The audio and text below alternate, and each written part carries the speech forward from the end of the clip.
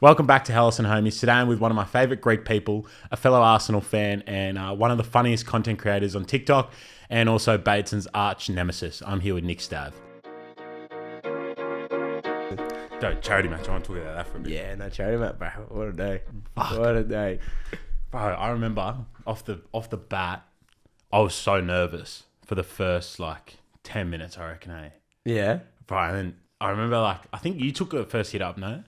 I took an early one. If I remember right, I took an early one. I think it was my only one of the game, or one of two of the whole game. I still remember it. Rendo was cracked. Oh my God. Because random stats guy I actually followed on Instagram because I play NRL Super Coach. Yeah. So you need those stats to help your team. But he never posted himself before, so you never knew what he looked like and all that. And I remember they were selecting the teams, yeah, I'll take a random stats guy. Bro, turned up. Oh, bro, what a player.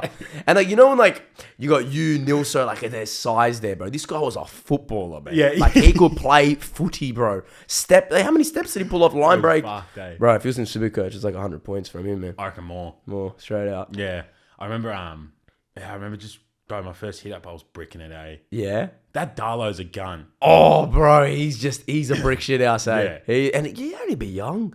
I reckon he'd be younger than me. How old are you? 21? I'm 21. I reckon he'd be maybe same age. Because he used to make TikToks, hey? Yeah, and he still does. I think he does. But no, he's a nice kid as well, to be fair. And he was up for it. But yeah, man, you shit, bro. I remember last year going into all fun and jokes. I'm G'd up. And I still remember John Menard doing his speech. And he's like, boy, he's going to go out there and fucking smash him, bro. From the first year, let him know you're fucking there. And then, bro, I'm seeing some of these boys walk in, bro. They're 10 times my size, filing in. I'm like, they saying the same thing in the next dressing room. I'm fucked. I am fucked. But yeah, bro, even Jimmy from Cast Patrol got a hit on from Nilso. Oh, that was bad. And then I thought maybe after that they might just start coming rolling out. And then they had the Greek guy on the other team. Yeah. Man, I thought he was gonna hurt someone bad that game as well. But yeah. I wasn't sure about him, eh? Yeah, no. I don't know. I thought he'd come out hitting, but nothing really happened. Yeah, I know, man. Bro, you want to know the truth, bro? When I saw their lineup with him and a couple others, bro, we're gonna get fucking pumped.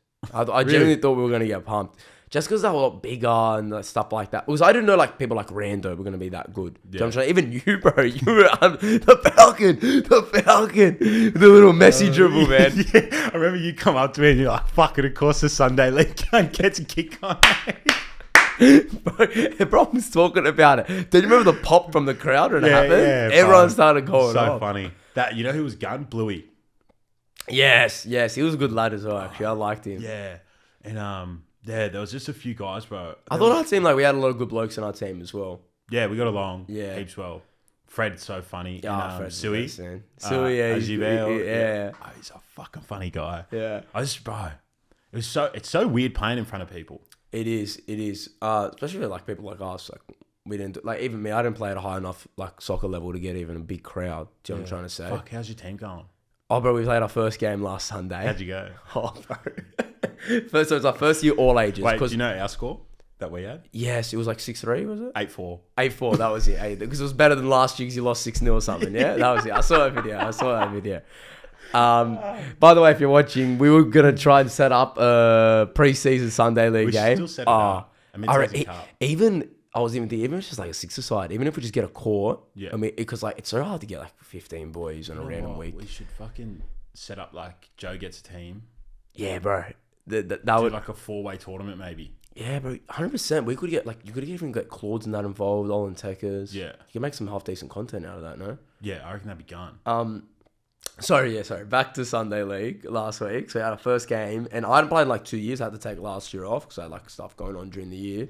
So I played in 2 years, man. And then we're looking at the team rocking up, bro. I'm telling you, 55-year-old looking bloke. Looked like Spiro from the Souvlaki store. Big guy. He had those knee braces that Stone Cold wears. And we go, my cousin's to me, oh yeah, bro, we're going to win 6-0. I'm like, bro, trust me. We haven't kicked ball in time. Just wait till we get out there. We scraped a 3-2 win. We let Spiro the Souvlaki that couldn't move score a goal on us. And my dad, after the game that turned up, he goes, bro, I heard him before the game, talked to the ref. He goes, mate, I haven't played in 3.5 years. And we let that bloke score on us. And we're young, fresh 21-year-old blokes. And I'm dying out there. What div are you? It's Sunday comp, so we're Div 2, but there's only 2 divs. But on the Saturday comp, there's like 13 divs. So we said put us in Div 2, and like we'll just see how it goes. So 3-2 win. I think we're going to be staying in there. But it was more of a humbling performance because, like, bro, we were just so unfair out there. I don't know about you guys, but like a lot of the guys on our teams don't go for runs, don't go for that. Like, I'm one of the more leaner guys on the team, bro, and I was dead half the time out there. So I don't know. We'll see how it goes. But that's the fun of the Sunday League, though. Like, we just had a crack, bro. Our best player on our team was a goalkeeper I played with a few years ago. Now, I don't know what he's done at the gym. His legs are tree trunks, and he's got the hardest shot in the whole of Sydney now. Unbelievable. Mine used to be a goalkeeper, and he was a bit of a smaller goalkeeper. Like, you know the goalkeepers that can't take their own goal kicks? You need to get the centre back to take it from. He was one of those goalkeepers. And then now, bro, the redemption arc with these tree trunk legs. Bro, I was so shocked. I was honestly glazing him all week. We're going to clip this up. I'll send it to him, Robbie, mate. But, oh my days, the shot he has at him, unbelievable. Did he score? Bro, he scored 2 goals, got robbed of a hat-trick. They called it offside, and then one of the parents on the sideline was recording the goal. And then, like, we got the video after, and, bro, it was well onside. Onside. How many refs did you have? We had one ref, one lino. The lino, you can't even call it linesman. It was a lines kid. Wasn't watching half the game. One of those ones that must have the TikTok attention span of Subway Surfers. And then the ref was one of those refs that blows the whistle. And then we're like, okay, is it our free kick? And he's walking to the spot. Like, hey, bro, you got to tell us free. And then he tell us when he gets there. So we got no clue. So everyone just cleared it for a corner. And I'm a small boy, man. I had taken, like, for a somersault. Free kick. Okay, it wasn't. I was like, it wasn't really a free kick. I just got taken a little bit of shoulder. Free kick to them.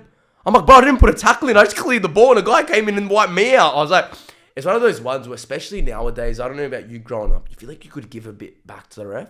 These days, they're just because they've got that card to send you off for 10 minutes. You got to be careful. Like, you actually can't even say anything back, and it's not worth it, man. It's Sunday League. Yeah. But it's like it's just got to the point where last Sunday, it's like you just don't want to get injured. That early on in the season, it's like, man, some of those older guys flying in with tackles. Yeah, I'm a smaller man. I get cleaned up. That's the last thing I need. But bro, with the ref, this is what I do. I go up and like just talk to him as like a man, as a person. Yeah, but so I'll be like, all right, that's a foul, but why? And they were like, I saw it as this. I said, well, you saw it wrong. And then like I just go back and forth, like have a full discourse with them. But yeah, I don't yell at them. No, I don't even talk to well, I always drop the ref. No, we don't want injuries. We don't want injuries. We don't want injuries. That's what you always get. Because then they start feeling a bit bad. Because they're like, oh, he's right, man. Like, it's early in the season. Like, you always go, early in the season, ref, mate, season just started, man. We don't want injuries. Once you get past the halfway point, ref, mate, it's only finals time, man. We don't want injuries. That's how you get in their heads. We got work on Monday. Don't be a fucking idiot. That comes out all the time, mate. No one wants to get put off work. Yeah. Bro, Div 2... So wait, how's your comp work? There's 13 guys. Because out here, you have Prems on Saturday night. Yeah. And then it's like... So we're in Div 2. So it goes Prems, Resis. They're all the one squad. And then you have Div 2, which we're in. And then it goes all the way down to Div 10. But Div 2 to Div 10's played on the Sunday. Okay, yeah, it's confusing. The comp I mean is Canterbury District. Yeah. So I think it's literally just like Div 1 down to Div 10. Like no Resis, nothing like that. The team I played for 2 years ago, it was like that. You had your Super League team, and then you had your Resis, and then we were playing Div 1 actually. We were playing Div 1 that year, and that was a Saturday comp. But I was playing in like the Ride area comp, so we're getting games like, not like out here. Honestly, I can't remember the team, but it was like an hour and a half drive for me. I was like, we need to get out of that comp. Like, I'm not driving an hour and a half for the games. But I think I prefer Sunday. I think I don't know if it's that Sunday League tone. It's a bit more casual. Like, but I seen Spiritless of Lucky walk up there. I was like, yeah, we know. He was smoking up to the game. Did I say that? Straight up at the game, he's putting on a t-shirt, pumping darts. I'm like, yeah, I'm up for this. I'm up for this. It's good shit, eh? Oh, it is, man. It's fine. And we just went to the pub after. I watched the footy. You should record some of your games. Yeah, honestly, I was thinking that. Even just like a mic'd up or... I don't know. I got to draft up some ideas, but I reckon that could be a half decent idea. Funny. Because I've seen the Sports Shed guys do it. They actually record some of the local league stuff, and it actually gets some good views. Because I think the people that are from Australia or in the New South Wales like district, they kind of relate to it. Like, oh yeah, bro, I've played that team before. I've played at that park before. I've played in that like group. So I think it might be an idea. Yeah. Well, your stuff's doing really well, man, with the Sunday League stuff. It's getting there, bro. I release a 18-minute video tomorrow night. Oh, Our legit? first game, Oh, okay, I got a scoreboard and shit in the So you're recording it? Yeah. Yeah. 2 cameras every game. One on Were the you doing sideline. mic'd ups in the Sunday League games or just the six did aside? one mic'd up Sunday League and then did 6 aside. Yeah, the six aside. I remember that. 6 side's funny. Yeah. 6 side's very funny. But we play at Colo and there's no boundaries. Yeah, I noticed that. Yeah. So when the ball goes, bro, it goes. It's paddocks, bro. Like if you kept driving on Castlereagh Road, go like another 30 minutes out there. It's like paddocks. That's what we're playing on. Jeez. So I respected that. Yeah. But we want to play 6 aside on like the no outs courts. So what, when it hits the walls, play on? Yeah, Or- yeah. Okay, yeah. That's yeah. what we wanna do this year. I'd like that as well. Last one I played was a court, but you had your lines just a little bit off it. But I Where do you like play in that. Sunday League? What for the team? Yeah. Concord. No. Like position. Oh, me. Oh, number 6. I'm a number 6. Really? Yeah. I'm just like a small, like, it's weird. If you see me, you probably go, oh, winger, a little bit technical, man. I'm more just like, I'm a slide tackle guy, bro. Yeah. I love a slide tackle, man. Like the peak of my powers was just sitting in front of the 2 centre backs, have a turn to me, like drop a shoulder, play out, and then just like winning ball. And my main attribute was my legs, my fitness. I've lost a lot of it, but I used to be a cross country guy back in the day, so I was like fit, so I could run for days. So when I just play at the 6, you just run, sit in the 2 centre backs, put your tackles in, you're doing the job. And I think 6 is a lot. People always say 6 hardest position in the field. I think maybe one of your best players will play 6, but I feel like 10 was a lot harder to play for me when I was playing, because you always get the ball facing your own goal. So you've got to get the ball on the turn and go. Where if you get the ball as a 6, you got to turn sometimes, but you're getting it with no pressure and you're looking forward constantly. Yeah. You've either got another midfielder here, a fullback, 2 centre backs, so you're kind of always safe. But I think 6 is just workhorse. Yeah. That was it. I play 6. Yeah, you play 6 as Yeah, well? love Different type of 6? Yeah. Just fucking Bulldozer. Oh, sorry. Register. I just chill, man. Chill. Just give it the ball. Tranquilo, take a turn, and then just fucking, maybe I hit a long ball. Often, nah. We have You win your headers. Oh, yeah, sometimes, bro. There's guys that can jump. Yeah. Because out here, there's so many ethnic boys. Like, bro, some of the boys that come up for headers. Our best header's not me. There's a guy called Turbo. Probably be around Jermaine's height, maybe a bit taller. Bro, like, he gets up and he flies, He probably attacks the ball. Nails them. Yeah, like, if there's a header, say on the 6 on the goal kick, Turbs is behind me, I'll just move out of the way and say, like, you run up, win this one. I'm not going up. Yeah. But yeah, I don't even know how to, bro, I'm pretty shit. But how would I describe how I play? Just chill. I just try and like control my game. So if I get the ball, instead of like everyone wants to rush it, you just ping it back to the goalkeeper. Yeah. And just reset everything. Go again. Yeah, I don't like. I think that's our issue last week. Like, we play it like out of the back, and then we're too slow with it. And then once you're too slow with it, the other team sets up. Yeah. Our best contribution or our best attribute is by far. So we've always played in Div 2. So we've played like teams that have like former NPL1 players and shit like that. Okay, yeah. Even last week we played boys who'd played for Sydney United and shit like that. So we've always been good at like sitting in a low block, ball drops, and then we'll just have 2 boys at the top, and it's just a break. And we'll have like 3 shots in a game, score 2. Yeah. That's how we've like always operated. But now we're getting to a point where we're getting all right, and we're actually on the ball. And you're actually playing. It's a bit different because we're learning how to manage a game. But when you're versing that level type of player, you just got to do that. Low block. I think at this level as well, like you just get one of your fit guys to just mark their best player all game. Like literally fuck a formation. Yeah. Just follow that guy all game. If you mark him out of the game, they mark you. You've got their marquee player out. Hey, 10v10 of your best and their worst. Done. I think that's the best way to do it when you're versing like a stronger side. Fucking Sarah Alex used to do it with Chisholm Park, man. I'm telling you, it's such an underrated tactic. Like a lot of the years growing up, we would do that. I would do that some games. I still remember, like, you got to have the ideology that you might be worse than that guy, but if you're just sitting on him, and like just from the psychology, you get the ball and you play out, and your right winger is one of your best players, but he's not even an option because the guy's on. You're not going to play him. If he doesn't get the ball, then the game changes. So I remember I used to do that a lot. I just sit on their best player, and if they don't see the ball, then it's going to work out for us. But honestly, such an underrated tactic. It should be used more in this day and age. The most recent one I remember was Ender Herrera for Manchester United. Ever seen that clip of where Eden Hazard goes left, he darts left, he goes right. He follows him the whole game. Who was the manager then? Jose Mourinho. Yeah. Such a Jose Mourinho tactic. And Man United went on to win that game, and that was the year Chelsea won the league with Conte. So, Insane. underrated tactic, man. Hey, Mikel Arteta, man, if you need an assistant manager, I'm here, man. I'm here. Let's speak about Arsenal. You brought it up. Yeah. I got a question for you. So I grew up like an Arsenal fan. I'd still am when it comes to Premier League, but I got to a certain age where I learned about my family's connection with town. With Arsenal, the one thing I struggle with, my brother's still a big Arsenal fan, is like Arsenal's identity is basically, in my opinion, just now a B-Tech city. Has that ever like has that ever crossed your mind that Mikel, like it's not an original idea that's come to the club? I know what you're saying, because in the last, we've kind of modelled their system. We play how they play, inverted fullbacks. We've taken Jesus, we've taken Zinchenko. But I'll throw this one back at you. The team that brought in playing beautiful style football, possession-based football, was Arsene Wenger's Arsenal. Yeah, for sure. Arsenal has always had that tiki-taka, they always play beautiful football type of stigma around the club. Just because Pep Guardiola's came in recent time and done that to Man City in a more of a modern style, like any team, you have to adapt. Yeah. We saw Arsene Wenger go outdated in his last 5 years at Arsenal. I think, honestly, Mikel Arteta has just reignited that old Arsenal style of play, but modernised it. Yeah, Pep Guardiola is the master of it. But I know what you're saying in terms of B-Tech, because it's like, we play the same style, but De Bruyne is better than Odegaard. You know, Haaland's going to be better than any striker we have. We understand that.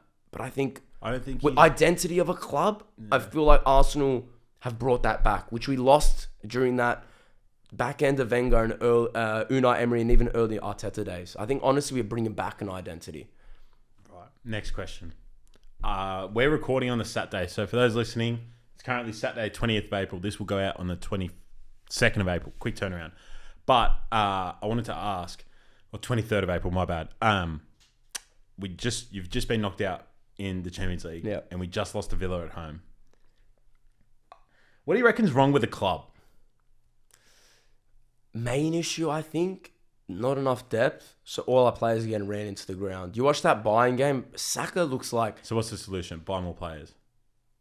It's either that or rotate the squad. You're telling me Reece Nelson is not good enough to play a Sheffield at home? Yeah. He played against Sheffield and Arteta strips him off at halftime. Why? Yeah. Why? If we're going to win the game, why not get the other players involved? He gave Reece Nelson a long-term contract last year and hasn't given him enough minutes. You know, I understand when you're getting to the back end of the year and you got, say, like a Villa or a Palace at home, you still want to field your best 11, but if you're cruising the game against a Sheffield United, why run these players into the ground? Seen in April, Arsenal having a game like every 3 or 4 days, and it's catching up. And it's the back end of the season again, it's catching up. 2024, up until the last 3 games, Arsenal are on every single game this calendar year so far. Yeah. It's just the last 3 games, lost to Villa, drew against Bayern, lost against Bayern. Bayern, let's be real, one of the best teams in world football. Yes, they're not doing well in the Bundesliga, but when it comes to Champions League stage, that's theirs. Is that Arsenal's? Not really. We saw that even last year when it came down to the back end of the Premier League. When the time gets tough, Arsenal kind of crumble. And I actually don't even blame it on Mikel Arteta. I actually rated the way he set up against Bayern. I think it's just some of these players have been ran into the ground. And I think also the stage for Arsenal, we don't have experienced players in this squad, unfortunately. We really don't. Our most experienced player, especially in that starting 11, off the top of my head, would honestly be Declan Rice. I know he's a lot younger than those guys, but I feel like he's the only one that, not experienced, but kind of has the nuance to actually run a game and say, hey, fuck, give me the ball and let me change the game. Where someone like a Saka kind of hides away from it in the big times. Odegaard, I think, was actually really good against Bayern Munich. But we need a striker, man. Like I said, depth. Fucking going to a semi-final of Champions League, who's the fuck's getting subbed on for a goal? Eddie Nketiah. Like, come on, man. With all due respect, Eddie fucking Nketiah. Do you know what I mean? Like, I think it's a little bit of depth. I think the starting 11 needs tweaking. I think Mikel Arteta has a little bit of an ego now where he signed Havertz for 65 million and he wants to prove the haters wrong. When it's like, bro, just let it go. Havertz is not a number 8. He's not a number 9. Declan Rice needs a proper number 8 next to him. I don't know why Thomas Partey is not playing next to Declan Rice. Thomas Partey was arguably our best player all season last year until it got down to those last 8 games. And we need a proper number 9. I know it might cost a bit. Even if you get an obscure one that's just a typical number 9 and is a different option, I'm happy with that. We don't have to go all guns blazing in the transfer market again, but a little bit of variety, a little bit of depth. That's all I ask for. Yeah, I agree. Sorry, I went a bit of a tangent there, I just had to get it off my chest. Yeah, I think, I don't know, bro. It's hard. It's like, you can't. The thing I hate most about City is they've created this expectation for fans that if something's not working now, that you just spend money. And I feel like Arsenal fans are falling into an expectation of like, just spend another 150 every transfer market. Whereas the Arsenal I grew up with was always producing players. And I just feel like there's that lack of patience. And it's what City and PSG solely have done themselves, which is just spend 200 million every fucking opening market. Yeah. And then that creates like this idea that every club needs to go out and buy. Whereas I agree. I think the solution was to rotate more during the season. Yeah. Because he was playing the same 11, all the like, say 13, 14, call same it. backlines, the same. Half the time it's most. Of course, it's gonna fucking crumble. Yeah, you know what I mean. Like look at Martinelli, man. The guy was an absolute demon last year. Just lost it. He just gets double. From what I've watched, I'll that's what they're doing. They're double marking. Yeah, I don't watch that much Arsenal anymore. But from what I've watched, it was simply just like they just doubled up on him. They do, and I remember last year we were cooking just 1v1 winger. They were cooking, and then we versed Everton away, and they're the first team to do it to double mark both our wingers, and we couldn't create nothing. I think we lost that game 1-0. But I think you're right, double marking. I know what you're saying in terms of spending, but I feel like back in those Wenger days, that wasn't the competition, unfortunately. Man United they'd sign a Wayne Rooney from Everton for not as expensive as these days. They'd get your Gary Neville's from the academy, David Beckham's from the academy, Paul Scholes from the academy. So they didn't really go out there on the market like a Man City does these days, which is Arsenal's competition now. Yeah. I feel like that's the way football's going. It is shit. But at the end of the day, Arsenal had to spend, bro. We aren't going to compete for a title when you had Rob Holding and Pablo Mari at the back and bums like that. You do need to revamp the squad. Unfortunately, it just is this day and age where, yeah, it has to be a little bit of tweaking. But I will argue and I say, I think Arsenal do have patience compared to other football clubs these days. How many managers Man United have gone through? Eric Ten Hag looks like he's got one foot out the door already. And when did they bring him in? 2 years ago. Mikel Arteta came to this Arsenal side, finished 8th, 5th. If that's Man United, he's sacked. But Arsenal stuck with him, stuck with the process. I'll always judge a manager on the players they sign. Once he fields the 11 he wants, then I'll judge him. I look at Eric Ten Hag and he's signing Anthony from Ajax. He's signing Onana from Ajax. What's going on with fucking Malacia? Is he injured or no? He's played like no minutes this year. He got caught up in the Quincy Promes shit. Is that a legit theory? Right, look it up. I'm surprised you fucking. No, I saw a joke because I haven't streamed a lot in the last because like FIFA's been a bit dead the last month. Yeah. So I was like, oh yeah, bro, Nick Stav got those Malacia minutes of streaming at the moment. No, but I haven't looked into that. No, they reckon like there's genuinely an idea that he's been caught up in something. People think he's dead, which is crazy. No. But yeah, people think he got caught up in the Quincy Promes stuff. I don't know, but honestly, I don't think he's even that great of a left back. He's good defensively, but he's not a top 6 left back in the Premier League. Streaming. Yeah. What happened with I gotta ask. Yeah. The big old bait. Big bold bastard. What happened with Bateson? See what the whole context to it all. Yeah. Whole context to it. Okay, we'll start from the top. So FIFA came out this year, and Weekend League FUT Champions. It usually comes into play like I think second or third. I got to interrupt. You posted a TikTok where you said FUT Champions was good. I reckon it ruined FIFA. Okay, let's talk about that topic now. I said, haven't played FIFA in 3 years. Everyone's saying FUT Champions killed FIFA. I'll throw this back at you. It's like football. It modernizes. You can't be doing the same thing all day. I hand you a FIFA right now that the only thing you could do on online was Div 10 to Div 1. You'd be fucking sick of it in 24 hours. The Gold Cup. Yeah, you need things to change to get involved in. When FUT Champions first came in, it was God's gift to the earth. You could go in there with a different type of team, different formation, a fitness team, a 10k gold Bundesliga team, and you could compete. What's killed the game is EA dropping these promo packs every week. I'm not sure if you're playing it anymore, but they will drop a 4,500 FIFA point pack, which is over $60 AUD, and every player you get in that pack is not even fucking tradable. They are all untradeable. So what that says to you goes, fuck, if they're untradeable, the odds look good in that pack, I'm going to buy that pack. So you buy the pack, you're packing Mbappe. Everyone's buying that pack, they're all packing Mbappe. So you go into Weekend League, everyone's got the same fucking team. Okay, but now if everyone's got Mbappe, I need the best tactics. Let me go to YouTube site, type in the best tactics. So everyone's using the same fucking formation. 4-3-2-1 with the same fucking player to compete. So you're playing the exact same team with the exact same tactics for 20 games straight every weekend. That's when you're going to fucking lose interest of it. But when it came into FIFA 17 and FIFA 18, everyone had different teams, different tactics. So you didn't feel like you're playing the same cycle every single fucking time. And then also, if you play champs now, the rewards aren't worth it. you know, like back in the day, you'd get tradable packs and you flip coins and you could improve your team.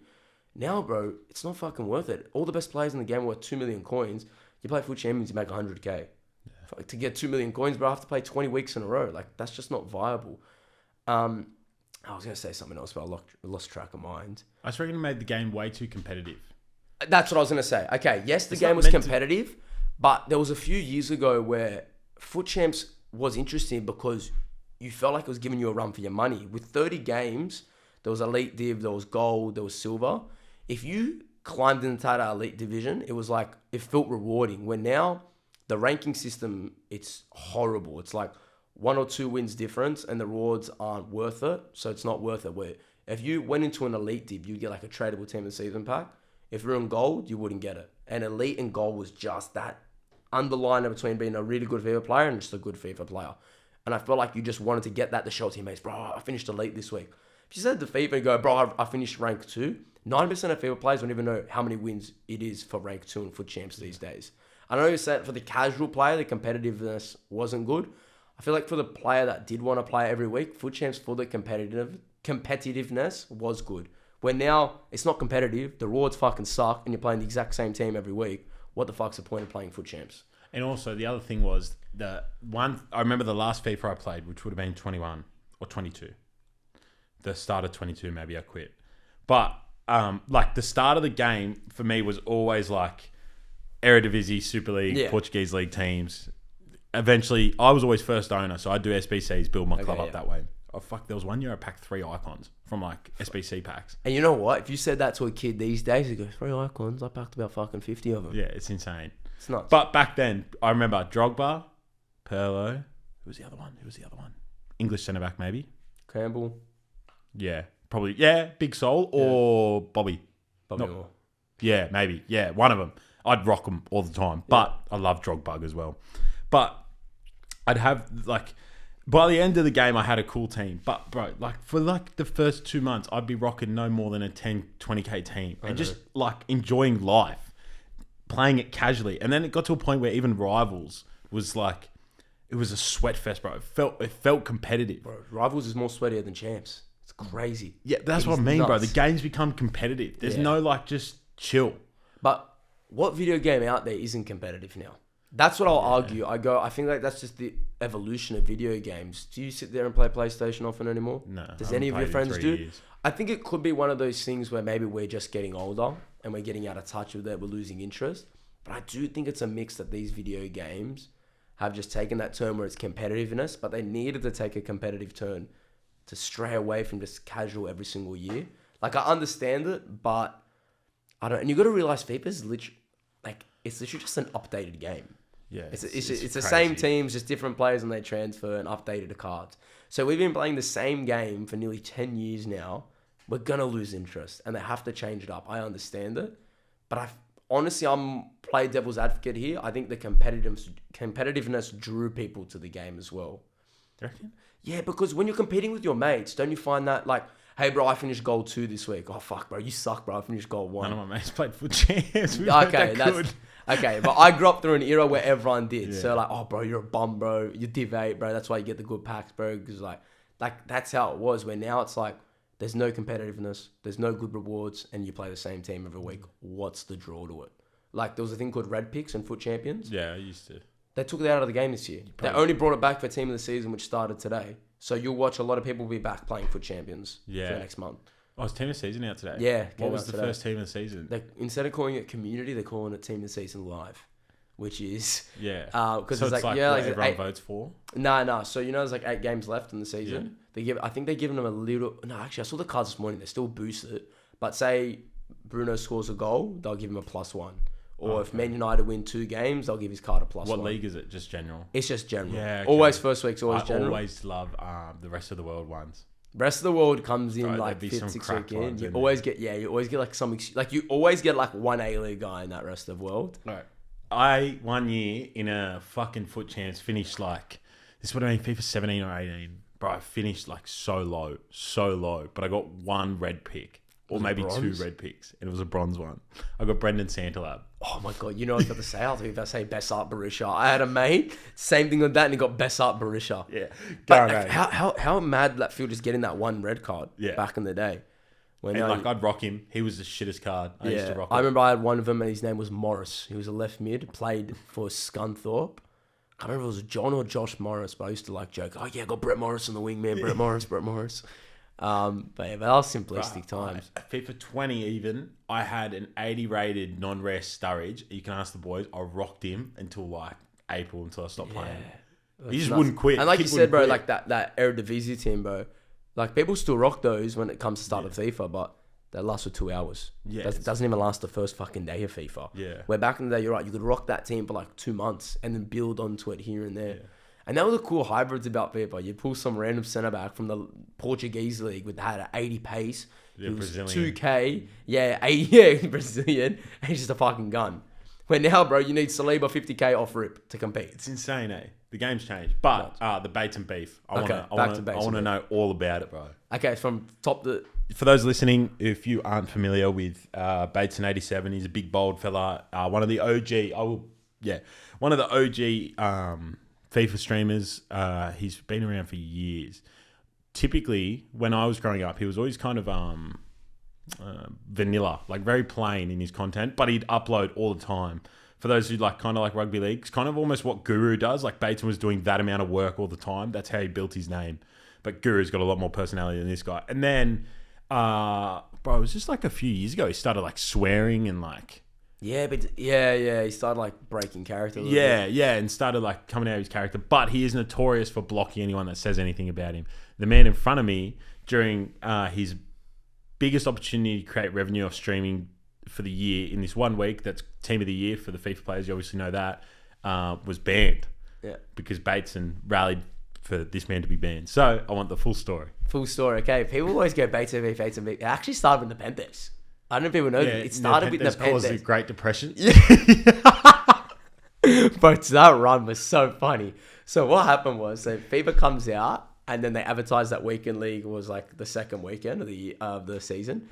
And then so what happens is like the best players in the game kind of go up in price as it goes closer to weekend league because people are buying them for the teams that play weekend league. So everyone had bought their teams ready for weekend league, and then EA like cancelled that weekend league and postponed it to next week. So everyone's team like plummeted like half in price. And then the Panthers put out this joking tweet saying, hey guys, I was the one that messaged EA telling him to cancel weekend league this week because it's not far for some bullshit reason. So then I go to TikTok and I'm like, bro, fuck the Panthers, bro. He's told EA to delay weekend league and now my team's halved in fucking price, bro. So if you've lost your coins, blame fucking the Panthers. And it was clearly a joke. The Panthers then like duets the video on TikTok and he's laughing and he's just taking the piss out of me. So then I'm like, oh, this is funny. And have you heard what evolutions are this FIFA? Yeah. Like you put a player and you do objectives and they get better. That's actually a mad idea. Yeah, that was. And then the one meta one at the start of the year was Ansu Fati, and then I was doing it on stream, like his objectives and shit. I'm like, bro, this guy fucking sucks, man. Everyone's telling me to do it. And then I was like, wait, who the fuck told everyone to do this Ansu Fati SBC? Was it fucking the Panthers, bro? Fuck the Panthers, bro. He's made me do the Ansu Fati. Made that TikTok. That did like another 300k views. The one before that, like I think it got close to 1 million, 800k, something like that.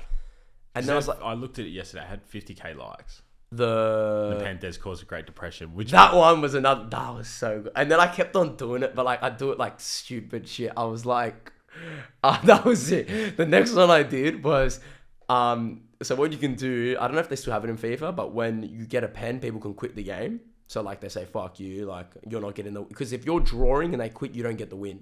So like say you're drawing 1-1, 90th minute and you get a pen and he quits, he gets the loss which he knows he's going to lose anyway, but he fucks you over. So what happened was someone did that to me. I'm like, fuck's sake. And then it comes up, he's on PC. And then I was like, oh, let me think of a way to fucking blame the Panthers for this shit. And then I was like, I remember back in the day, Panthers had a PC to glory. So he started an account on the PC and then like was a road to glory on the PC. I'm like, bro, it's fucking the Panthers' fault, bro. Because this PC to glory back in the day, they sold all these fucking rats to play PC, so now these fucking scums are fucking me over, bro. Then that video did numbers. And then I did the Great Depression video, where I blamed the Great Depression on the Panthers.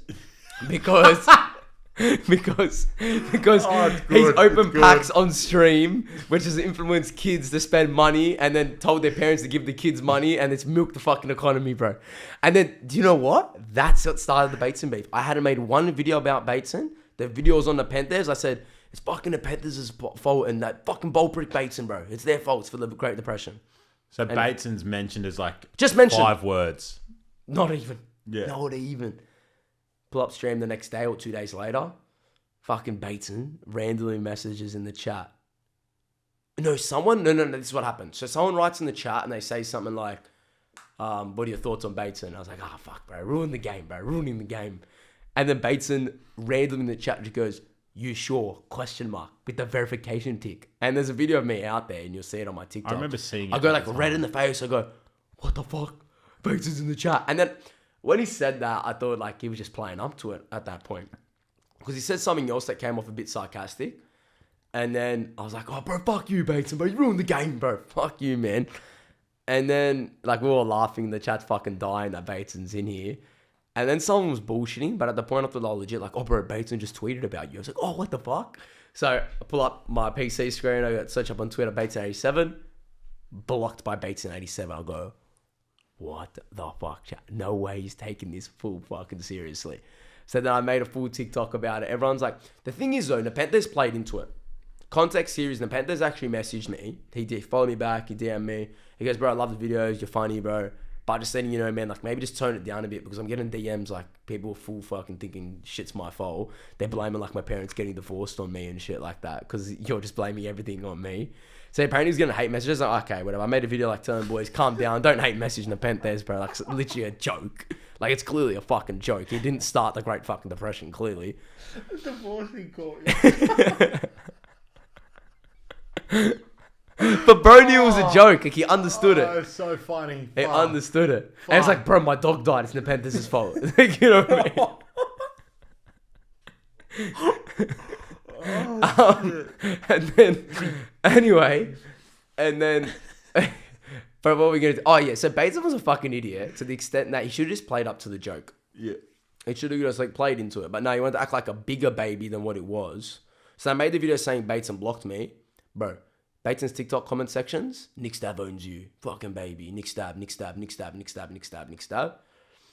So then he's thinking that I'm sending all these people to hate on him when he's getting more hate from me just like doing it. Then I realized a couple of days later, I'm like, fuck, like, I just didn't like the feeling that I was going to get clout from like kind of hating on others and like using their name to get my name out there. I didn't really like that. So I put a video saying I'll put it to the stop. I don't want to cause any beef.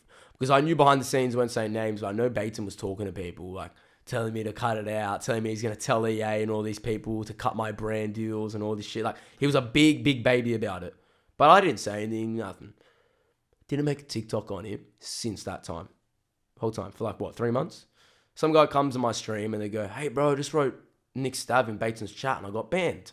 I knew from beforehand that he blocked my name in his chat, and if you tried to write my name in his chat, he'd ban you straight away. Just in his Twitch chat, just write my name.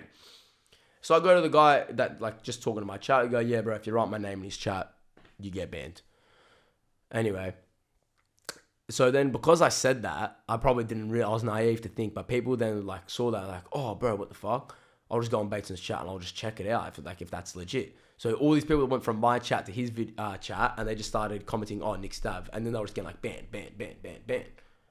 Anyway, wake up the next day to my phone, all these messages, bro, just got banned. So I went to TikTok. I'm like, fucking accounts here. What do you mean I got banned, bro?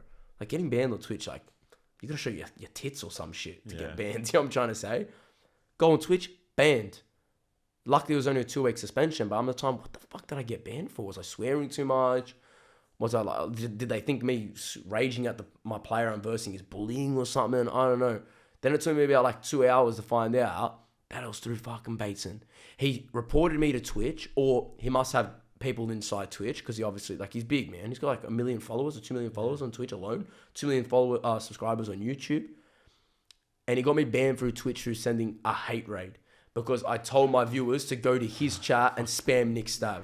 So I've been banned during Team of the Year that I stacked over 250 fucking packs for, instead of buying FIFA points. Like, that guy fucking spends 2,000 FIFA points in a day, $2,000 in a day on FIFA points, but I had to stack packs for my Team of the Year streams. I couldn't even fucking stream, bro. Because he got a little bit butthurt because I said he started the fucking Great Depression. Like, that's when I go, I didn't want to use his name to get famous, but that's when I look like, I go, bro, no, fuck you, bro. You're a baby, bro. Yeah. That's it, fucking baby, to do that. And then after I made that video saying why I got banned, every TikTok comment section for like a week on his TikTok was just Nick Stav, Nick Stav, Nick Stav, Nick Stav own you. And it started again. And again, by him being a baby, it made him get more backlash. So, I don't know, man. Fucking annoying. Also, context is, so you know Angry Ginge? Yeah. How big Angry Ginge is. Me and Angry Ginge, we follow each other on Instagram, we follow each other on TikTok. We were kind of like going up on TikTok at the same time, and then he just fucking blew up. Angry Ginge, one of the funniest guys on TikTok, deserves everything he's getting, because I feel like if you make it on YouTube these days, you get it because you're actually entertaining. Him and Danny Aaron's, same thing. Anyway, him and Bateson must be mates. Like, they are mates, I know for a fact. Anyway, some guy randomly strolls up in the Angry Ginge's stream when I was blowing up with the Bateson shit, and goes, oh bro, Nick Stav and Angry Ginge tag team match versus Bateson and Pendes would be sick on a boxing card. Angry Ginge just starts losing. He's like, oh bro, what the fuck Nick Stav's on about? Why the fuck is he just fucking having to go with Bateson, bro? It's fucking immature and all this shit. I'm thinking like, bro, out of all people to say immature and not funny, get fucked. Angry Ginge is the biggest shit stirrer on TikTok right now. Like, why the fuck's he saying that? I realized Bateson's obviously messaged him going, bro, why the fuck do you follow Nick Stav and all this shit? But Bateson's a fucking detective over me just saying he started the fucking Great Depression. He caused all this bullshit because he couldn't fucking take a joke, bro. He's a baby, bro. Simple as, bro. Like, I'm not making any TikToks on him anymore, bro. I'm not doing that, but fucking put it out there. He's a fucking baby. Nepenthe's hard cunt. Bro, you can't be a grown man with like a family opening FIFA packs for a living and getting upset over like a joke. Do you know what? I get it in the sense that, hey, bro, I'm hating on you. Let me just block you. I don't want to hear the hate. Fuck. Whatever. Clear it out, bro. Do you know what I mean? Like, make it worse, man. Just but it's not fucking hate. It's a proper joke. Yeah. It's a fucking joke, bro. Me and the Panthers, we're going to set up a FIFA game and we're going to do it on YouTube, bro. We're going to verse each other because like we're going to feed old into... school pink slips or bro, something. this shit's like WWE, bro. You know when you set up like a feud? Like you go, yeah, these two people hate each other even though they don't. They're just playing a character. That's what it was for me and the Panthers. But because Bates and the fucking baby, you ruined that as well, bro. So Nick Stav agenda against Bateson is never going to fucking get lived down. And it's actually nuts. People, like, I get people commenting, oh, bro, you're only relevant for the Bates and shit. I go, get fucked. Yeah. I had like 450,000 followers before Bates, and I had like 470,000 followers after the Bates and shit, right? Like, it did not fucking, like, get me out there. Like, I was already doing well on TikTok without that shit. I didn't need it to keep doing well. What was I about to say to that now? Anyway, I lost track, but that was just another thing that pissed me off as well. Like, I didn't need it to get relevant. Oh, that's what I was going to say. But it is crazy how that's been tagged to me. Like, just in that 1 week of uploading videos, how many people have attached that to me. Like, I'll go out in the public and people go up to me, oh, Stav, how you doing, bro? Fuck Bateson. Fuck Nepenthes. Like, I'm telling you, 50% of the people that recognize me in public will just go, fuck Bateson. Fuck Nepenthes. Or they'll go, bro, you're just that raging FIFA guy, bro. They all know me from just those clips, which is crazy. Because, like, not that they all know me for, but it's probably what I'm probably more famous for now. Just that. And it was 1 week. 1 week, I could have said, fuck them, bro. I'm going to drag their name through the mud. And I could have squeezed as much clout as I could have from it. But I said, no, you know what? I'll take a seat back. I won't be a fuckwit. But Bateson wants to cut down people like me for doing fuck all. So, here's what it is, man. You're back streaming?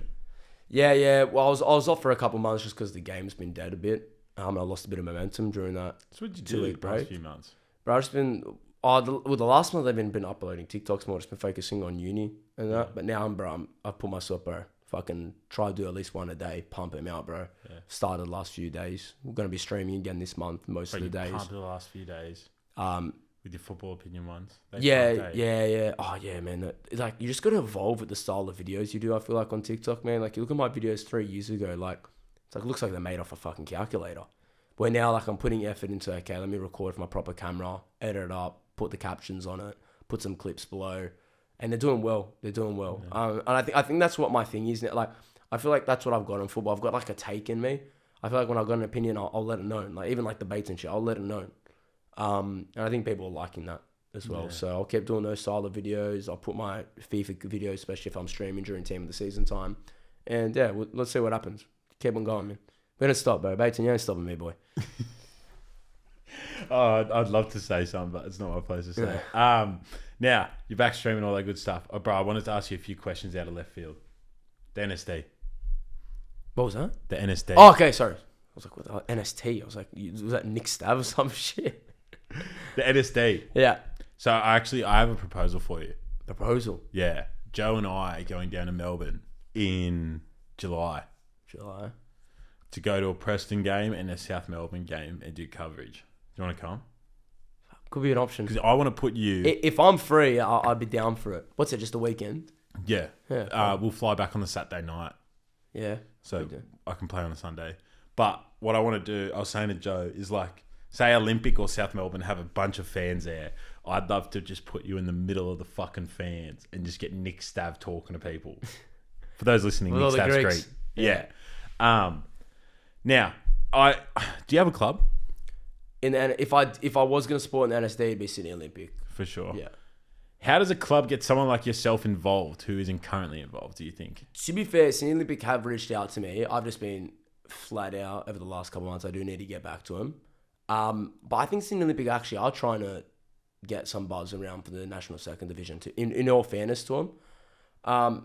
If you're saying how they get buzz around it, you have a spokesperson for the people. Because I think that's what's marketable about this National Second Division is what's different to the A-League. The A-League is that club is the club. Yeah. Out of really all clubs, I don't think any club bar the Wanderers represent a community in Australia. It's just, I'm from Sydney, I follow Sydney FC. Where the Wanderers, they represented Western Sydney, which I feel like is the only club. Sorry, fuck. Go on. President the Arsenal choke. Sorry, apart from Western Sydney, they're the only club I feel like that represent their community, which the A-League does not offer. I don't feel like I've got a bond to that club. So when they're doing shit or then A-League's not entertaining anymore, that bond's easy to go. But what's always going to happen is that you're Italian. You're also from this area, the Marconi area. You also got the Italian blood. You're always going to have a bond to Marconi. I'm Greek. I've got that Greek blood in me. My dad played for Sydney Olympic for years. Did he? Years. Oh, yeah. Got that bond to that Sydney Olympic What, club. in the NSD? What was it called back then? No, NSL. NSL. Nick Stav's dad played in the NSL. I'll have to fact check it, but I'm pretty sure he played a couple games in the first grade side. Yeah. I'm 90% sure. Off the bench, I'm pretty sure. But other than that, he definitely played like their under 21s all through growing up. He was a tight little player, man. Left foot. Yeah. Kostaki, mate. Kostaki. Had a good left foot on him. He's just disappointed his son sucked at football, unfortunately. But hey, it is what it is. Hey, both football careers. Exactly. But even like growing up and just in general, we'd go watch the Olympic at Belmore Oval, even with my cousins. And I feel like that's what allures us to the game is that if a club was going to market it, you market it that you're representing those nationalities. And if you're not, you're representing grassroots football. How many times... You don't have to be Greek to play at Sydney Olympic when you're young, but if you're young and you're playing at Sydney Olympic and you're 12 years old and you're seeing the guys in first grade playing on a grander stage, that's role model stuff. You're telling me when you were playing younger and you're seeing the first grade guys out there, even if they weren't playing at a big level, they were like role models to you. You're like, bro, they're the best footballers in this area, man. I want to be like them, bro. I want to be as good as them. Yeah. Do you know what I'm trying to say? And I feel like that's what it's got. It's got that connection to youth. It's got that connection to culture and connection to area. I think that's the best way to put the NSD. How do you think clubs should market themselves? What do you think some things they should do moving forward? Well, when you say like strategies? Yeah. Is there anything off the top of the dome that you think that an NSD club can do moving forward to start getting people to the games this year, let alone at the start of next year? It'd have to be game-like scenarios where we go just watching their Premier League games. Whether you could get players who do mic'd ups would be an interesting option, because it's not like you're playing by A-League borderline rules and you got to get Fox Sports to do that. No, you can just do that. Give them a road mic, tag them on, and they'd be funny as fuck, man. I know some of those guys playing I know one that was playing at Olympic and now he's gone over to Gold Coast because he's getting paid a little bit more. He's got a job up there. And man, he's one of the funniest blokes I've ever seen, man. Yeah. He's funny. I'm pretty sure he played with Olin Tekers as well when Olin was here. There's a guy at Marconi, bro. His name's James Tamakowski. Yeah. It's a striker. They brought him in from Adelaide. But we hear him on the game. rogue Yeah, and mouth, that's the only issue with the mic'd up. I was going to say, that's the only issue with the mic'd up. But it's funny, but like, maybe it's funny to me as a 24-year-old Italian, maybe not to like, a 40-year-old mum that's looking at it going, like, why is he swearing, blah, blah, blah. As fucked as it's going to sound, I don't want to sound psychocultural, but I think a big way you could do those TikToks is just like, market it off the wogs, man. Market it off the wogs. Like, full of character, man. Exactly. How many times you see videos of stereotypical wog videos, or there's that guy in Melbourne. I don't know what his name is, but he does the funniest. I'm not sure if he does them anymore. The like former NSL player, like that's like washed now, going to the family function. Fuck my left knee, cause fucking fucked it, bro. I'm just playing at local club here, man. The coach he plays for used to coach under 18 Panathinaikos Rezis, and now he's coaching us at Vasily. I think it's Vasily. Like, bro, like that shit's funny, man. Like, how many times you see characters like that? That's relatable. Yeah, relatable, and I think that's what the NSD's got to it. Relatability. Yeah, I think they need to go hard at that as well. Yeah. Relatability and fashion. The fashion of it, the aesthetic of it, the suburban grounds, the jerseys, I don't know about you, bro, but the A-League, like, even, I'm a Wanderers boy, right? Commercial. Yeah. When you go to Moore Park, you go to Sydney, it's just, it feels like, out of touch? It just feels like a fucking sport business meeting. I don't know. It's not like the only reason the Sydney Derby's big is not because it's the two clubs. It's because of what it represents. It represents a political and socio-economic divide. Yeah. But when you go to, like, say, a Marconi versus a Sydney Olympic, there's two completely different subsets of cultures that are there regardless of who they're playing. I think, like, that needs to be marketed more than the game itself. Yeah. I think the aesthetic and the style around it needs to be marketed rather than, like, with the A-League, they're always like, we've got this player coming in and this player signed for this player, blah, blah. The fuck that. Don't worry about that. Worry about getting people in the gates and providing an experience. Even when you go to Moore Park, a beer is like $14. Forget a beer. If you just want a sausage roll, it's like $10. Yeah. You know what I mean? And it's interesting you say that because I had a mate that's over in England right now, and I knew someone in London, so I got him tickets to go watch Crystal Palace versus Man City. I think it was like 2 weeks ago or last week. What's Palace called again? Selhurst Park. Yeah, that's it. Yeah. Anyway, so we sent him to Selhurst Park, and it's interesting. He's not even a big football guy, but he was messaging me. He goes, "Bro, this is like watching Kevin De Bruyne and Haaland kick about at Leichhardt Oval. Like, that's the level of stadium that Selhurst Park is. But what it represents is the area of South London of Crystal Palace, so the hardworking people, the 20,000 that it can only hold, and they fill out that stadium because it represents their community, and then it represents the culture around the club.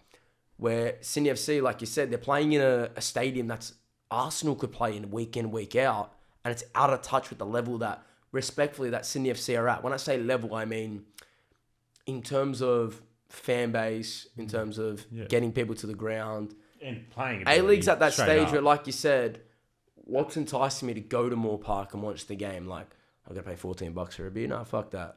That's not going to be enough for me to get me to go. Arsenal's at that level where you're going to get people going regardless, whether how much you're paying for shit like that and how to get there and what time it is. Where Sydney FC should cater to, let's just get people in the fucking gates. What I loved about the women's Liberty A-League is that I think it was any women's footballer playing, like a girl playing under 16s, free tickets to any game. Yeah. Get bums in seats. That is how you got to do it. It was like Ross when he bought Perth. He came in and said any 16-year-old in Perth and under, free tickets to this weekend's game. Hey. And, bro, Perth is still getting fans from that. You know what I mean? 100%, bro. Perth used to be a gun side a few years ago, man. Diego Castro, Andy Keogh, Kilkenny, I think was there. Yeah, it's always teetered on the financial brinks. Yeah. Newcastle's about to fold. Is that what they're saying? They've got no owner. No one's buying them. Who's the one that got new owners, the young guys? Was it Brisbane Roar? They got bought out by young guys. I don't know if they're... No, they're not bought out, but Zach Anderson and shit. They run the club. Yeah. Zach Anderson was playing for him like 5 years ago. Yeah, that was it. Yeah. The other question I wanted to think is, do you think... so you're a diehard Premier League fan in the sense of diehard Arsenal fan. Do you think it's possible to transmute that passion from that you have for a Premier League club whilst living in Australia to your local club if they were to... Probably easier. When I say you're saying... So you're transfer that passion. I think in terms of getting someone to follow this instead of that is the way to do it, or both. or both. That's you can fine. follow both. Exactly. I think if I have the ability to feel a connection for a team that's 17,000 kilometers away from me, it's easy enough to find a connection to here. I always say this, not sure if I spoke to you about this with the A-League. I think that what that A-League suffers from is like FOMO. It's actually really, I don't think people have used this, but it's like, I don't know you growing up in school, but I was an Arsenal fan, you had Man United fans, you had Spurs fans, whatever. You couldn't go to school without watching that game that happened yesterday because everyone was talking about it. Oh, bro, you didn't watch the game? Oh, you're a fucking fake fan. So you don't want to be called a fake fan, so you'd watch every fucking game. Where now, what that A-League is suffering from, I think, is that you go to an A-League game and you go to school, oh, bro, just this in FC. No, I didn't, bro. Fuck the A-League, bro. It's fucking shit, bro. I don't watch it. So that deters that person from watching the A-League because they don't feel like it's accepted. Where I feel like what the National Second Division is in your local communities, like Elwood, go to school in Elwood, bro. Most of them are Greeks, and they say, "Oh, you said it's an Olympic game on the weekend." Yeah, bro. So we should go this weekend, bro. I'll invite my cousins down. Fuck, we'll get some lucky about a few drinks. Fuck, let's go. I think that's the way the National Second Division will be able to bring in people, and I think that's where the connection lies. I like Arsenal for the football they play. I've just grown up watching it. It's talked about in school. Yeah. Once the Second Division gets talking around your mates, get your cousins there, that's what the connection is. I feel like once people start talking about it and you feel like you need to go, that's when it happens. That's when it clicks and it gets into gear. The A-League had that. Which is so annoying. The A-League had that. It died out and then COVID fucking killed it. But before that, bro, when I was a kid growing up, all the lads would go Sydney Cove every week. I don't want to miss out the lads going to Sydney Cove. That sounds like a sick time. Bro, it wasn't even just Sydney Cove. The whole stadium was packed out. Most weeks, man. Where now it's like Sydney Derby. You're lucky to get it sold out. The one a couple of weeks ago, the active supports, brilliant. Outside the active supports, we're not getting enough bums in seats. I still remember, like, my dad's like big European football fan, played in Sydney Olympic. He knows how football is.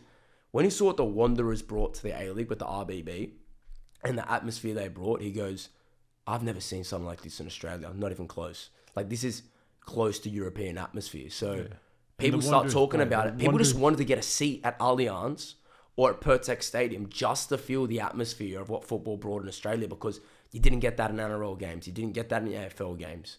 And that's unfortunate. The A-League's kind of lost a bit. Yeah, because they didn't fucking protect them. Exactly. What happened with the RBB? Bro, the most frustrating thing, Rebecca Wilson, she's dead now, so I won't speak too ill of her.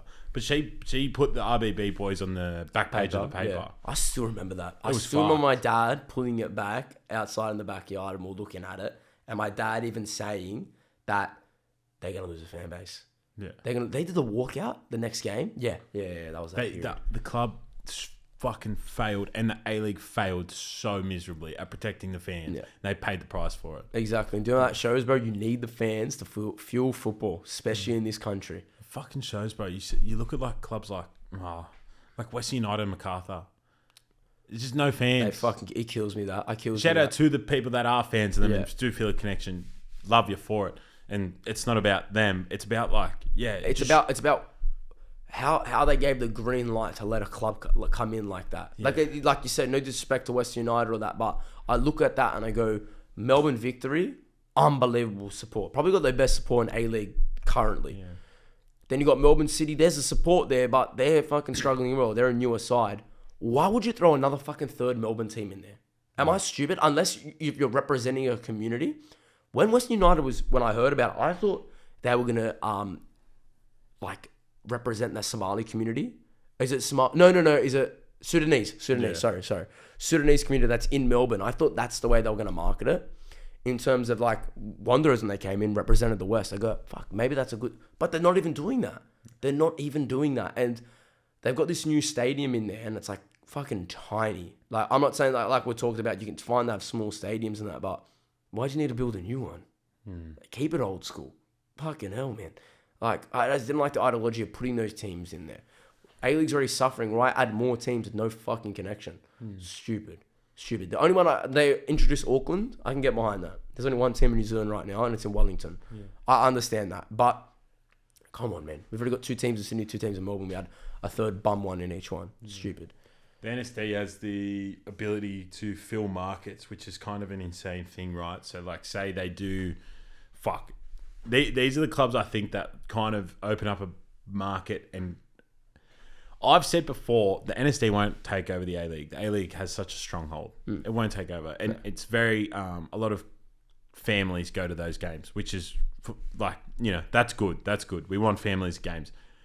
And in terms of the market space, you just mentioned like the A-League bringing in Auckland. I think they've missed the boat on a few areas. Tasmania, get behind. And bro, they have already sold out their AFL memberships for a club that comes in 4 years.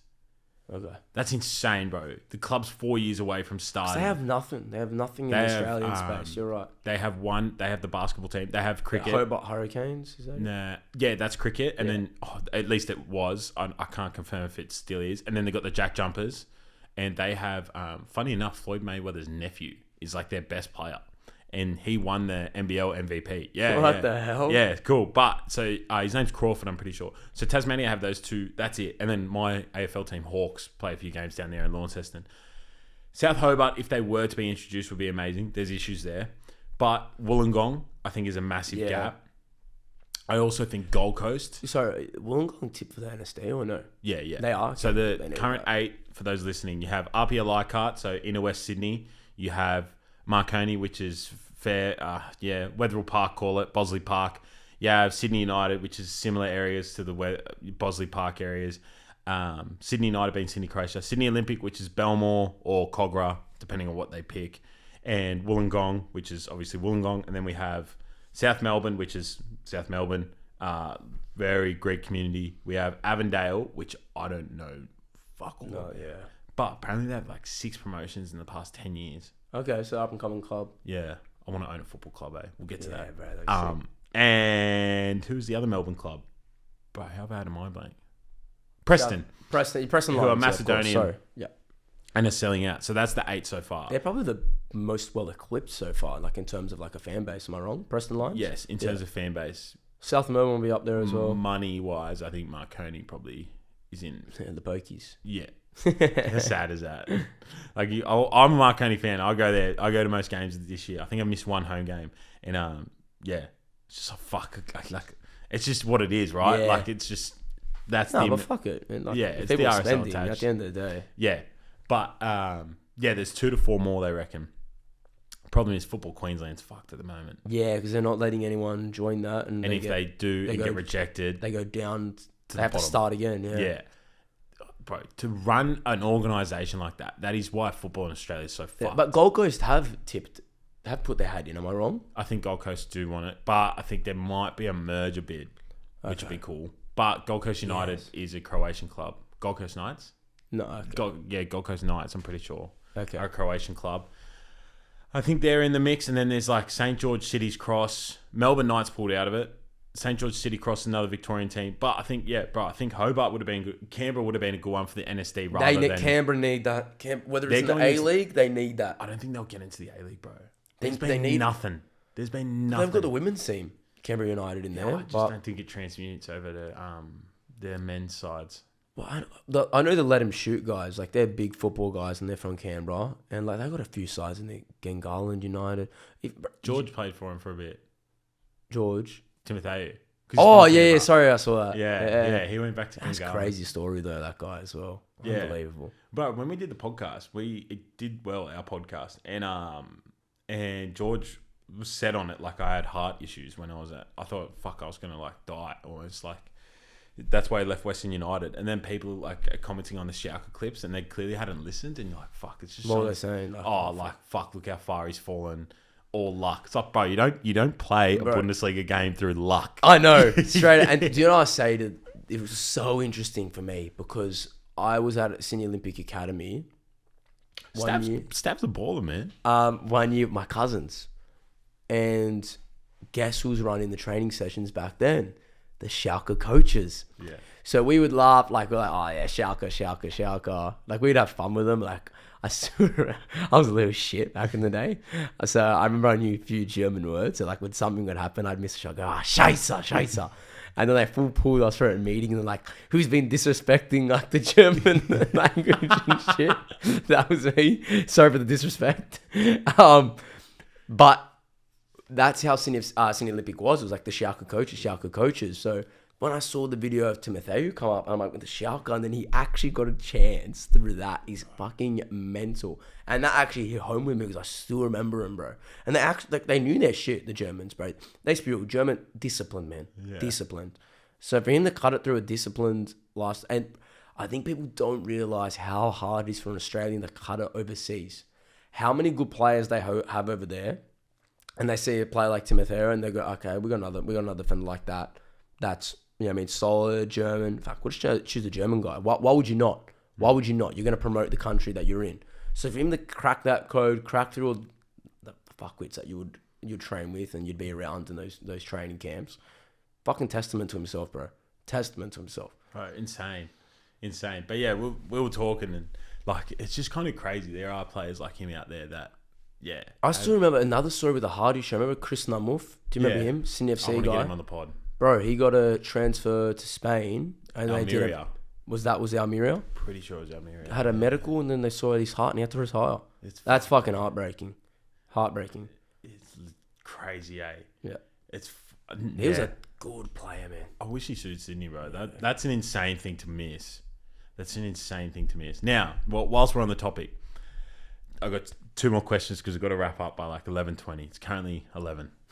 I've got a few questions that I think will go for a while. As a football fan, what do you think Australian football does wrong? You talking about Football Australia doing wrong, or what we do as a country, as fans? Okay. And organisations, just a lot of it. Both fans, organisations, people in charge. Okay, let's start with practices. The huge elephant in the room is the cost to play. The cost to play. How many times have we seen growing up, you growing up, me growing up, kids that are fucking ballers. Ballers. And they get to a certain age and they go, fuck it, I'm just going to pull out, bro. I'm not paying another $3,000 to play for this year. That's stupid, bro. Why would I play $3,000 when I can play $300 to play with my mates in Sunday League and have more fun then? So you're losing a talent pool by the money it plays. Mind you, that's just that scenario. That's good players stopping when they shouldn't stop. Then you've got the second part is that you're getting people from low socioeconomic areas that aren't even playing to play football. How much does it cost you to play Sunday League? Just $350. $350? Man, it cost me $490 this year. Fucked. How stupid is that? The Helos boys were telling me that. It's $500 as well for them. That's insane. I saw that and I go, I'm like, bro, just take a look in the fucking mirror. Okay, but I think people put the blame on Football Australia. Football Australia need money to fund. Yeah. The issue is the government. The government's not funding it. How the fuck can you see what happened with the Matildas here in Australia and not fund the fucking sport? My mind bends because I see what happened in the Women's World Cup, and I think people go, "Oh, that's so good for women in the game. It's giving the kids like hope to play like their idols." Fuck that. What it should have done is that it's giving football in Australia hope. Whether you're a girl, whether you're a boy, it doesn't discriminate. Yeah. Football is a sport that you can transcend. You can transcend Australia. And I'm not saying like, oh, bro, like we're better than Australia. I'm saying like, obviously to get out there on the globe, you got to get past that Australian culture. And what I thought it would do for the government is open their eyes and go, fuck, football is a lens for so many things in this country. Economically benefit what the Women's World Cup did. Why not pump more money into it? I heard they are, but have we seen any changes? I'm still paying $500 to play on a war-torn looking field basically last Sunday, like respectfully. So that's issue A. Issue B is that us fans, we're looking past our own Australian football. We're not even supporting it. So in a time where football has to show the government that it deserves its support, when they're filling out 4,000 at Allianz Stadium, that's on us. That's also on us. But that's also on A-League and certain clubs not marketing themselves to the younger generation because they're losing that older fan and they're not bringing in the younger fan with it. I think the issue also I didn't mention in that when I was talking about the A-League is that we're enticed like Sydney Cove, like, oh, it's a bit of football hooligan. But then once you hit the age like 18, 20, you kind of grow out of that. Do you know what I'm trying to say? You kind of grow out of that and then we're not going to continually watch the games at the game anymore. So I know we should lean into the atmosphere-based football in A-League, but we also should lean into let's actually support our fucking club. That's issue B. Issue C in Australia. So what was the question again? You're asking just what are we doing wrong? Yeah. Where do you think we're going wrong? I think a few other things. I think coaching staff at the top level. I was gonna say something about that and letting our players go. I've got mates like I grew up with up in the mountains. Went on to play junior Socceroos. From all accounts, from them and boys I know that are currently professionals, the Vidmar brothers are fucked, and they are there based on like political things. Like their shit. Like they're shocking. Bro, we lost to Indonesia. Oh, so it's about Tony Vidmar and shit. Yeah, we lost to fucking Indonesia 1-0 yesterday in the under 23s. That don't tell me anything. It's obviously on the players. How you set up and lose to fucking Indonesia is insane. But respect Indonesia though, they got a young, good youth. But Australia, respectfully, and they got like Indonesia got this like program where they've got heaps of like Dutch players and shit. And they've gone overseas, found blokes with the heritage, kind of how the Philippines women is mostly American girls. But that coach, was it Stasic? Stasic, went over to America, found girls with Filipino heritage, blah, blah. Indonesia's doing the same thing. Fucking does not matter. I don't give a fuck if a Spanish national's playing for Indonesia. That's not even that, bro. We're losing like Uzbekistan and shit like that, bro. Yeah. It's fucked. The coaching in the junior levels is insane, but the politics, like the Iran Kunda thing, just fucking take him. What are we talking about? And then the clubs, and then when Iran Kunda stays, that clubs are complaining and asking for like, I don't want to get it wrong. But the clubs were like saying how it's unfair that Iran Kunda stayed whilst they had players go over. Bro, we are the country takes all. That's insane to me, bro. How you can, it doesn't give a fuck about your club. It's about the country. If the country doesn't perform, we're fucked. And do you know what I love about that? Iran Kunda came back and scored a fucking bomb. Adelaide. Fucking bomb. Good on him. And bro, we're in danger of losing him and Robertson to fucking Peru, and we're in danger of losing... I think Robertson will go. The way it looks. Because, bro, we've had him in squads. They didn't play him. I think the one game he played was... I was there at Combank. I can't remember. Honestly, off the top of my head, I can't even remember who we versed. Oh, Ecuador at Combank. And they haven't used him since. They didn't pick him in that Asian Cup squad, where I looked at some of that team. I'm like, what? And you are in danger. We're talking about a guy that was in the Man City. Like, not what do you mean? Not. He is in the Man City. Just won the... with Portsmouth, he won the... Fuck. And then we also are in danger of losing Iran Kunda to Burundi. Yeah, I don't think that's going to happen, though. If that happens, that is a fumble of Aubameyang plays for fucking Gabon. George Weah played for Liberia.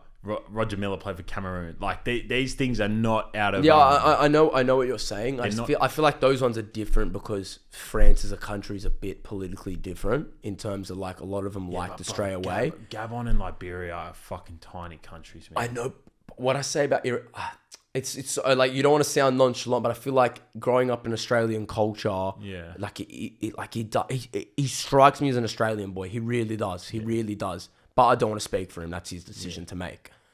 But if we fumble Iran Kunda, we're fumbling one of the best youngsters in the world. I genuinely think that. I look at Garang Kual, and one issue I had with him, he's sharp, he's got a little pace to him, but where's the bangers, where's the goals? It's just Iran Kunda can strike a fucking ball, bro. And he's got that end product at the age he is, stocky, pacey, strong. That is the fundamentals for a good footballer. He looks like Adama Traore if Adama Traore could score a goal. That is genuinely Iran Kunda that strikes me as. I feel like in that Bayern Munich, man, he could get underway. And I think a lot of people always go, what about Sarpreet Singh, bro? Remember Sarpreet Singh? Sarpreet Singh, again, is a different fucking kettle of fish.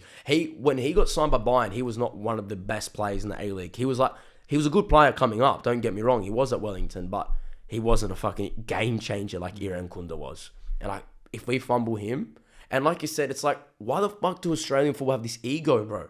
Yeah. Like, we need anything we can get at this rate. Like, it honestly burns me, bro. And again, the ego, I was going to go back to coaches. The prime example is Christian Valpardo. I've heard that Christian Valpardo actually does want to play for the Socceroos. He's obviously got ties to Italy that don't want to let him go. That's understandably so. I play devil's advocate for Valpardo because I go, imagine Francesco Totti, your idol growing up, you've watched back in Australia, go to Australia, say fuck you, but Totti goes, yeah, bro, I reckon I could get you into the Italian setup. I'll work with you. I'll get you into it. Who are you gonna listen to, bro? Like, seriously, your own country said fuck you, but your idol in Francesco Totti is telling you you've got potential, and then you're scoring in the Serie A for Roma. You made a transfer to Sassuolo. Fuck it, bro. Italy have done more for me than Australia has. Do you know what I mean? And it's shit that it has to be that way because when that news breaks, you go, oh, bro, he's saying fuck you, Australia, this is shit. But when you look at it and from hindsight, you go, I can get where he's coming from.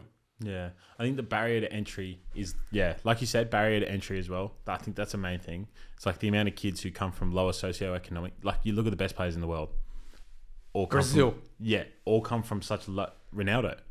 Come from such low socioeconomic places. And they're just, that skill and flair is developed in those areas. You know what I mean? And I don't know. Could you imagine the amount of tourism Portugal as a country has just got from Ronaldo? Yeah. How much money they make just from Ronaldo or whatever it is as well. Yeah. Could you act like you put that in perspective? It is fucked. Yeah. Genuinely, I reckon. My dad and a lot of other people have echoed this sentiment. But there was the idea. Messi's parents, when he was like young, were going to move to Australia for a new life. Yeah. I was speaking to Dad about it. He goes, Messi would never be Messi because his parents, if they were fucking immigrants, could no way afford $3,000 to pay for an NPL club. Good point. Didn't even fucking think of that. Yeah, that's insane to think about, Great right? point. Like, Yeah. there's superstars out there working in a fucking high-vis shirt every morning that genuinely slipped through the ranks that could have been great. Yeah. Fuck, I didn't even think about it like that, but that Volpato could have been doing work with me on the truck if you know what I mean? If fucking Tony Basher, some random bloke Tony Basher called Roma and said, I got a kid here who's not getting time. I'm going to bring him over. I don't know, bro. There's a lot of problems as well. I think the hooliganism as well, or like the tribalness of football, it's amazing. I think it has a place. I think we take it too far sometimes. Yeah, I agree. I think the fans don't help themselves. And I hate the tribalism. I hate it. I think there's like a level to it. Yeah. Where it's like you can eat, like when it comes to like... rep your club, support them to the death, but like know what's greater good for the game. Yeah, 110%. And I just think how he criticized... Like, Aaron couldn't have been booed and shit like that by like his own people when you have like an 18-year-old star boy. I know against Melbourne Victory, yeah. Yeah, that's pretty insane, right? Like, there's an 18-year-old, and in reality, basically everyone bullying's either jealous that this kid's done it by the age of 18, or they're just... There is an element of, like, you're just bullying the other team. Yeah. Of course. But, bro, when you watch that game and you hear it, you're not bullying fucking Adelaide. You're having a crack at this kid. 100%. And this kid's just developing in front of the world. Like, he's becoming a man with every camera on him. You and I are able to do that in private. Become a man, learn morals, have our fuck ups in private, whereas that kid's learning in front of the world. Like, it's pretty insane. True. I just think, I think there's a few issues, bro. But the thing is that the potential in this country is insane. That's why I vouch for it. Yeah.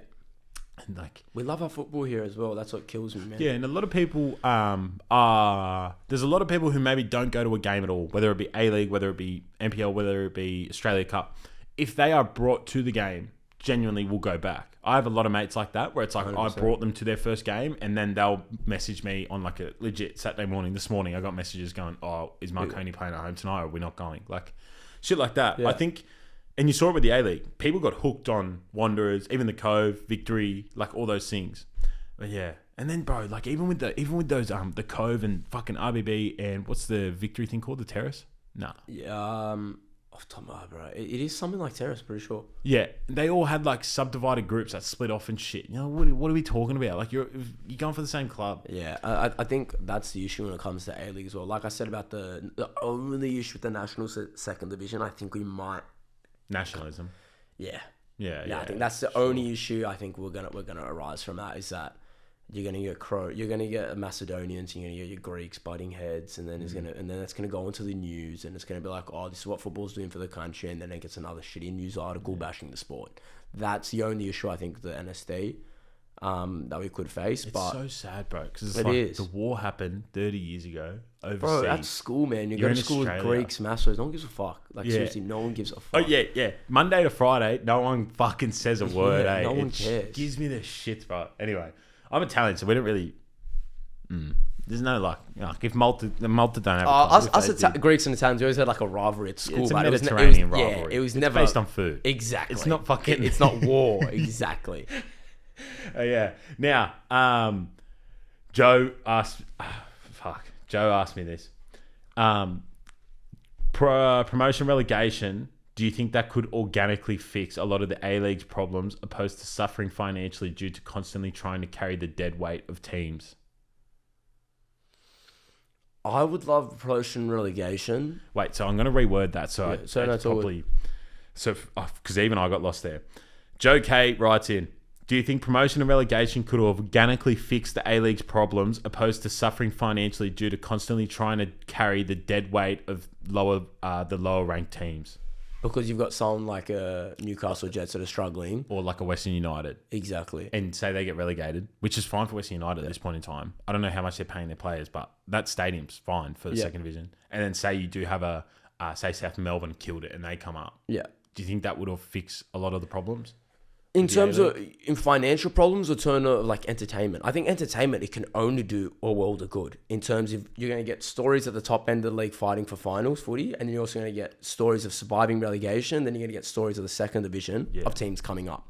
That's going to make it eyes peeled energy because Sydney FC they sit them fourth and they've got like a few games left of the season. No one gives a fuck because they're not going to slip out of the final spots and they're also not going to challenge for the minor premiership. So who gives a shit? But when it comes to fighting relegation and the teams like Western United at the end there, and they've got 10 games to go to the season, they can't make finals. Why would any of those players want to perform? There's no benefit. So when there's a goal there or something so you don't get relegated, that's going to push players to up their levels, going to up interest. That, like he said there, it's natural growth. That's just naturally what's going to happen. To give you an example for those listening, Bayer Leverkusen already won the league as of yesterday with like 6 or 7 games to go. Or maybe 5 because I think they played 34 points or something. Right. So at the bottom, so the Bundesliga, the bottom 2 get relegated, and then third last plays third in the second division for the playoff. So third last in the top division plays third in the second division. They play off. Third last is Mainz on 26 points. Bochum is above them on 27. Wolfsburg is on 28. Union Berlin is on 29. And then Werder Bremen and Mönchengladbach are on 31 points each. So from 11th to 16th, you have all these clubs fighting to fucking avoid that 16th spot, which is third last. That's where the excitement is this year for the Bundesliga now. These last 5 games are... relegation battle. Yes. But that's always most exciting shit. Exactly. Like I saw Wolfsburg a few years ago fell into that where they had to play the playoff. Insane, eh? Yeah, and it was limbs for them to get out. And that's just natural interest. I like the way Joe put that. Natural. You're just going to get that natural. The second thing I like about that is the stories you're going to get from it, bro. Bro, we're going to have some of the, like, say in an ideal world, you get a marquee player. Comes down to, say Zlatan says, fuck it, Melbourne Victoria paying enough for him. He dons on a navy blue for Melbourne. You could have Zlatan in an ideal world just, fuck, I'm just going to lace up the boots and play at Belmore Oval. What a story that is. That's going to gain naturalised. Where I think the A-League used to use marquees back in the day, where now we can use representing culture and club and the story-based road to glory. It's hard to say, but it is, bro. You're going to have like these... National second division clubs are really good footballers. There's only smidgens of them just pushing their growth into the A-League. You know, a lot of players, you hear stories of players that don't take that jump to the A-League because they'd rather lessen the load and then they can make more money with just playing ball on the side and then working a 9 to 5. So, but if they start getting paid good money consistently and they're playing at a good level, that's going to intrigue someone. And then if the levels get boosted because they do need to survive relegation, so you're going to get interest from viewers and you're going to get heightened skill-based football from these footballers. So I think promotion relegation is a good idea. It's just how much money does the Football Australian government have to fund the football relegation system? And let's be real, all those clubs in the A-League aren't ticking off that they are going to accept the promotion relegation system. Yeah. Why would they? They're going to get relegated. Why would they? I think that's our issue.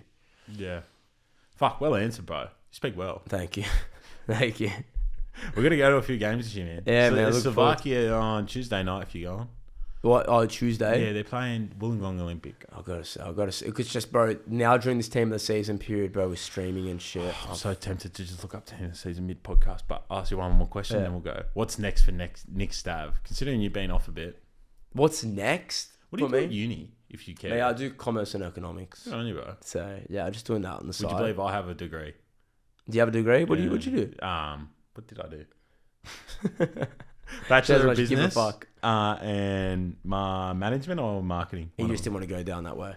My mum just said you have to get a degree, so I went and got it. And that was it. Yeah, That's mum's. yeah. That's mum's. Mum never got the opportunity. To be fair to her, I never got the opportunity to go to uni. And she said all my kids will have degrees, and I got one. I've never used it. Didn't even have the ceremony. It's so shit, though. It is. It's fucking like a uni is like. I didn't that, learn.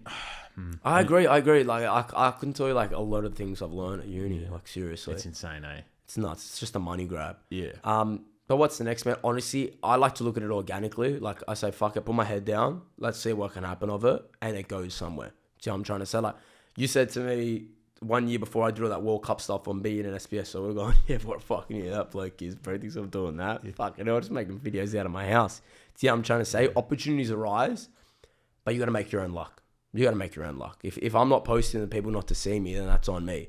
But if I'm posting on people's faces every single day, opportunities are going to arise. That's just the nature of the beast. So, like anyone that wants to start doing content creation, use your phone, bro. Put it out there. Yeah, it's pissing. You've got nothing to lose. Bro, look literally. at. I always say to people when they talk to me about like, oh, I don't know what to do. Like, bro, I literally just film myself talking before and after a game.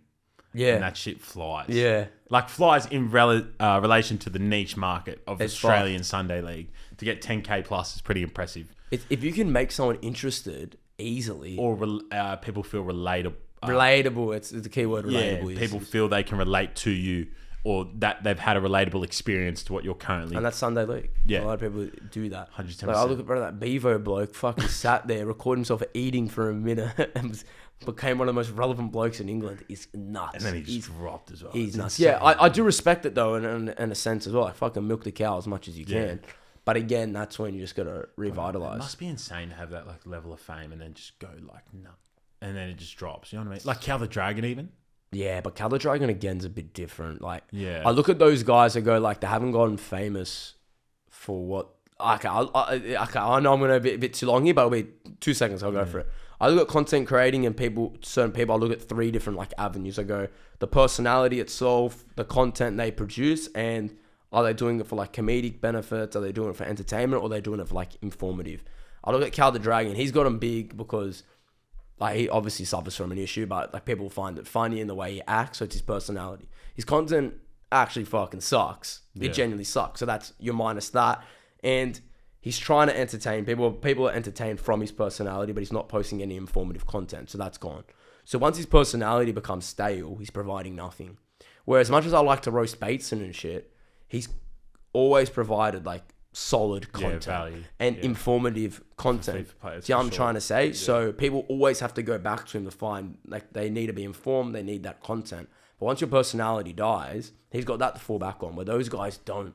Yeah. They don't. So if I'm like, people don't like my personality more, but I'm posting football takes that people relate to and good football like opinions, then people will still watch. Do you know what I'm trying to say? For sure. I think that's the way to look at it if you want to go down that route. Yeah. Sure. Thank you for hopping on. All good. Thank you. Fuck, you're a legend. All good. Are you going to a few games this year? I think we should, man. I think we should, bro. I reckon we tee up that, like, at least a mic'd up down the road. Yeah. You and me, bro. That'll feed, bro. That'll feed. We should get... Yeah, for those... If you've made it this far, even if you just DM Stav or I, let us know, like, who we should get to make the teams themselves. So say Stav has a team, I have a team. Let me know if there's people we should contact to make their own team. Maybe we could set up like at Rudy Hill at the Wanderers thing because they. The court. Yeah. Yeah, they're pretty chill about like doing events there. So I think it'd be cool to get like, I let them shoot. Oh, bro, they're ballers as well. Those guys. I won it yesterday, so Claude's and all that. Yeah. And then if we can get like 8 teams, that'd be gun. We should be able to strike up, bro. You get Joe K in there, 100%, bro. Yeah. And then we just get some other content creators like John Bernard or something. But exactly, even like the footy guys, which is funny to see, bro. I want to see Fred Hectic Fred, bro. He'd be funny. He'd be funny, bro. Stick him up top. Yeah. Not it in. Not it in. Oh, Oi, telling me soccer charity match, that's got to be next.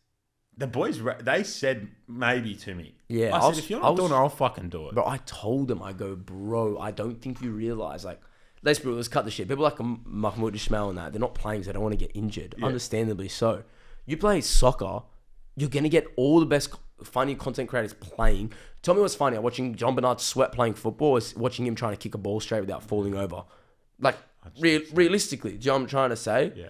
But they're like, oh, bro, but we've got a bit of a footy audience. Like, bro, like, respectfully, like, the content creators are bringing the audience. Yeah. Like, do you know what I'm trying to say? Like, don't think of it as like, like we're built, like the content creators are bringing the viewers to the games. So I don't know. I've got to. I put my hand in there. I said I'd help them if they want to go down the soccer route. But Same. I feel like isn't that just easy option? Yeah, bro. I said to them, I was like, 30 of my mates were here, whether I was playing fucking hockey or footy. Exactly. I was like, trust me, if it's football, what I'm known for more than anything at this point in time, the amount of people I could bring down to a charity. And you get to let them shoot guys involved. Yeah. Come on, man. Yeah. Pull some strings, maybe get Master Bucks down there, bro. Yeah. Fuck, that'd be a cool. Bro, what a name. That'd be a I forgot about that guy. And Jared 54. HT, bro. He follows me, man, as well. Jared 54 HT. Sunderland career mode. These are the OG Australian YouTubers. They are, bro. Oh, fuck. They Anyway, paved bro. the way for us. Appreciate Yeah, you. I'm going to show it, bro. you this Sunday League video now.